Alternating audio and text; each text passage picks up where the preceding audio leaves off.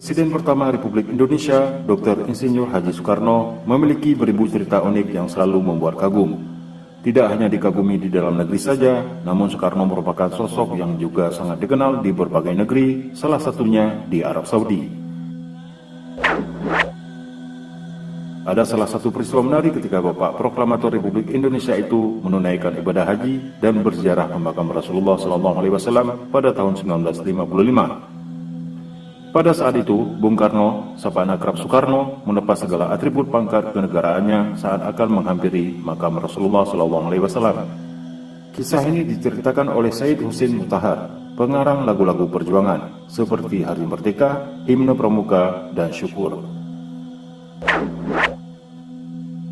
Pada tahun 1955, di tengah panasnya pemberontakan DITII, Soekarno menunaikan ibadah haji ke Tanah Suci.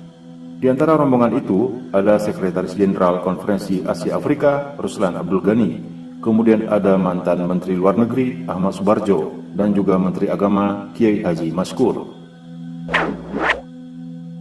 Said Mutahar yang ikut dalam rombongan ibadah haji Bung Karno bercerita, saat Bung Karno berjalan di kota Madinah bersama Raja Saud bin Abdul Aziz, Bung Karno bertanya kepada Raja Saudi itu, "Di mana makamnya Rasulullah SAW, wahai Raja?"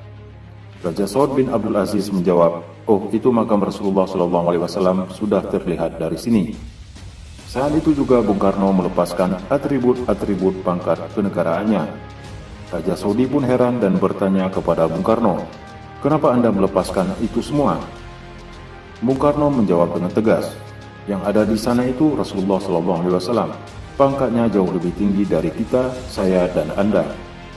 Kemudian Bung Karno berjalan merangkak dan menghampiri makam baginda Nabi SAW. Sesampainya di samping makam Rasulullah SAW, Bung Karno bersama beberapa anggota rombongan sempat mengheningkan cipta dan kemudian berdoa. Bung Karno pun tak kuasa untuk tidak menitikkan air mata di depan makam manusia agung itu. Bagi Bung Karno, pangkat dan kemampuan yang dimilikinya tidak bisa dibandingkan sama sekali dengan apa yang sudah dilakukan oleh Nabi SAW sebagai pembawa risalah Islam ke seluruh jagat raya. Dr. Soeharto, dokter pribadi yang ikut serta dalam rombongan haji Bung Karno, menuturkan, di sana rombongan diselimuti keberuntungan. Sebab tidak seperti pemimpin negara lain yang sedang menunaikan ibadah haji di waktu yang bersamaan, Bung Karno dan rombongan diperkenankan berziarah hingga ke makam Nabi Muhammad SAW di areal Masjid Nabawi, Madinah. Ketika itu, sang proklamator disambut sebagai tamu kehormatan oleh Raja Saudi, Saud bin Abdul Aziz Al Saud. Sejak saat itu, hubungan antara Indonesia dan Arab Saudi menjadi erat. Kedatangan Bung Karno disambut langsung Raja Saudi, Saud bin Abdul Aziz Al Saud.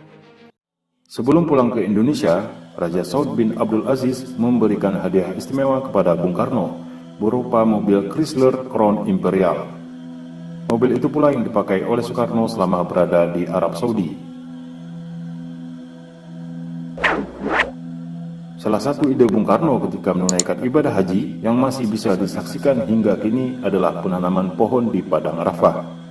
Bung Karno pun memberikan bibit pohon mindi kepada Raja Saud, yang sekarang disebut sebagai Pohon Soekarno.